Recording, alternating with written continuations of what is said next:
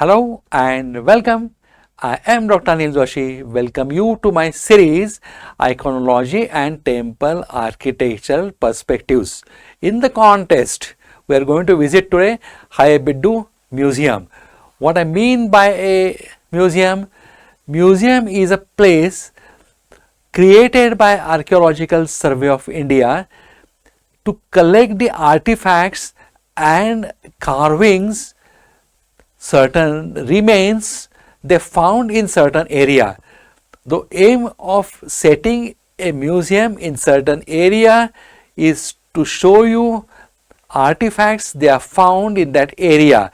Therefore, it is extremely important to see museum, because when we see any temple or otherwise, they are intact structures, but there are a lot of broken artifacts, half carved, half destroyed, but however still they are very beautiful, and out of them some are outstanding. If you want to believe me or not to believe me, it will be decided by this lecture. In this lecture I am going to take you to Halebidu. In that we are going to see a museum located in the Shantala Devi temple complex or Hoysala temple. Now in that compound itself you will find, now this is a big premises over a large water reservoir. Now you can see both the things. Now we are going to see it in different stages. Hoysala temple we are covered separately. Surrounding premises we are covered separately. Museum we are covered separately. So also individual deities we are finding in this, they are also covered in different lectures. So today's lecture we are only restricting to the museum at Halebidu in the premises of Hoysala temple complex. At a distance of about half a kilometer from the Hoysala temple, archaeological museum is situated. Once you enter the premises, it is not difficult to find out, it is in front of you. It was established in 1970s, so fairly late it was established. Before that the artifacts were lost, but after that archaeology department has seen to that they will be restored at this site. The collection is displayed in a closed sculpture gallery as well as open museum. Now open museum is open to exterior, you can see it anytime, but as far as gallery is concerned, you will have to buy a ticket and you have to see them. It also displays 18 feet Tirthankara image of ruined tank of one of the Jaina Basadis. Now in Jain Basadi there are 3 Tirthankars temples, out of which Mahavira's temple, the statue or the Bhagwan Mahavira's statue is situated in this premises. So you can visit it, and you can also remember that Bhagwan Mahavira is in the museum and not at the Jain Basadis, which are at short distance. Now we can also find then importance like Govardhan Giri, Krishna lifting it, then dancing Shiva, Nataraja and Veena Saraswati, and also dancing Ganeshas. All these artifacts you can find here. We are going to see them. Is going to be extensive lecture because there are a lot of artifacts, lot of carvings, lot of deities we are going to find in this series. Almost all of them belong to 12th or 13th century. The advantage of this site is it is equidistant or accessible from any of the hotels we are staying, and you will have to buy a ticket, and you have to give them rating also at the end of your viewing. That is going to help them to improvise it. Then Open Museum Halebidu is one of a it has got countless sculptures, exhibits, inscriptions and more. It has displayed recent Indian art in various foreign exhibitions. Dancing Shiva, Nataraja, Veena, Saraswati, Ganesha are also there. There are different situations in which you will find all these deities in different form, in different poses and different sizes. A bronze statue of Tirthankara are also one of the significant sculpture exhibit here. Now we are going to see them You will enjoy this.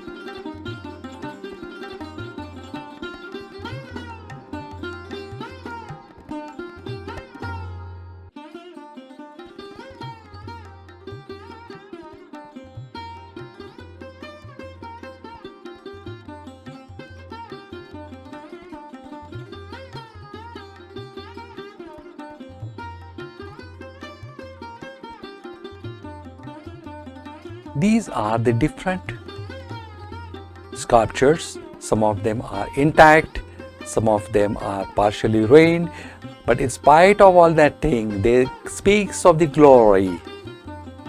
Look at how beautiful they are. Now, lot of these images were used for our iconology. We have a different lecture on the iconology and deities. In that, lot of these images from this site are used because they are extremely well carved. They are basically on a hard stone. That's why they are not ruined, in spite of they are of the 12th to 13th century. You have to remember, in spite of that, they have retained their beauties. And if we start describing each and every beauty of each and every artifact, it will be a very lengthy lecture. That's why we have put it in two different parts. Do visit our next part, which describes the deities, how to identify them, what are their vehicles, then in which shape they are found, who are the associated with them. All these things you will find. And one of the best advantage of this museum is they are labeled. Each and every deity is labeled. Now once you are seeing this, you can also pause it and look at what is written. It is a description of the deity. What you are seeing in front is the open air, and behind you are seeing is a gallery. We are going to visit also gallery after we see all the images from open air. We are going there also. Now look at how beautiful they are. Now you have to take these photographs in the available lights. So some of the photographs you will have to take against the light also, since at that situation you cannot change anything. Number two, you cannot use any flashlights. You cannot use any artificial lights because it is ASI protected monument. Here there are a lot of restrictions. You can observe the beauty, you can appreciate it, but you have to see that it will not be damaged and it will be preserved for the next generation. Look at the beauties. There are corner pieces, then there are different deities in different postures. You will find Hindu deities also. So also you will find Tirthankars also, indicating it was a mixed type of culture. And as everybody knows, earlier Hoysala Empire was following Jainism. However, subsequently the king was converted into Vaishnavism. However, Queen Shantala Devi was still favoring Jainism, and lot of temples she has constructed where you will find Jainism, and the temples dedicated to, or they call this as Basadi. So these Basadis actually are developed by Shantala Devi. Very important and very nice to know how all religions were comfortably and happily staying there.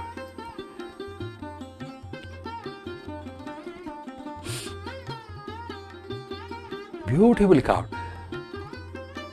If we visit all the temples, particularly in South India, you will find that Aiholi was a place, or below near it is a Badami, where the sculptures, temples were developed. And we can see this is the peak of all is with Hoysala Empire. Of course, Hoysala Empire, the earlier founders were also Chalukyans. They were with Chalukyas, ultimately they separated. This is we narrated in the history of Hoysala Empire. In that way describe it, how it happened. But the best part of it is they carried the culture, and most important of it is they have preserved it and they have kept it for us to observe. So we are very happy. We thank them that they have done the nice job, that we can appreciate these sculptures. And third important thing, what it is said as it is the peak of the temple architecture.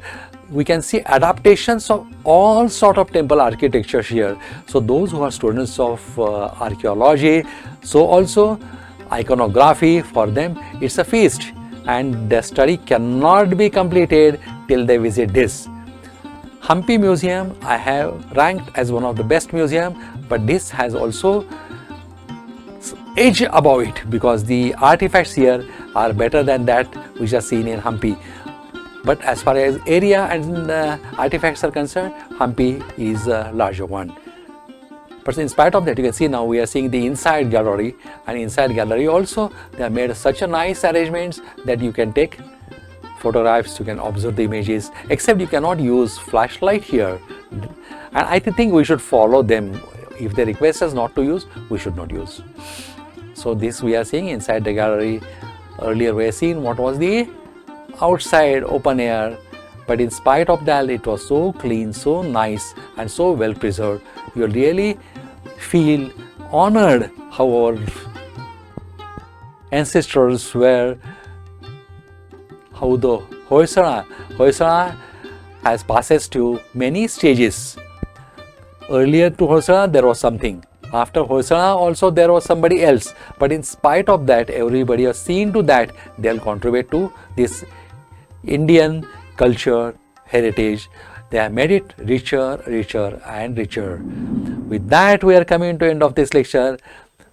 Pause whenever you want, have a closer look at the artifacts or the deities or the images and see how they have carved it, what's the beauty of it, and you'll start appreciating that they were really great.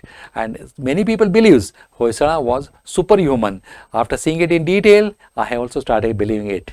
If you liked this lecture, give us a like.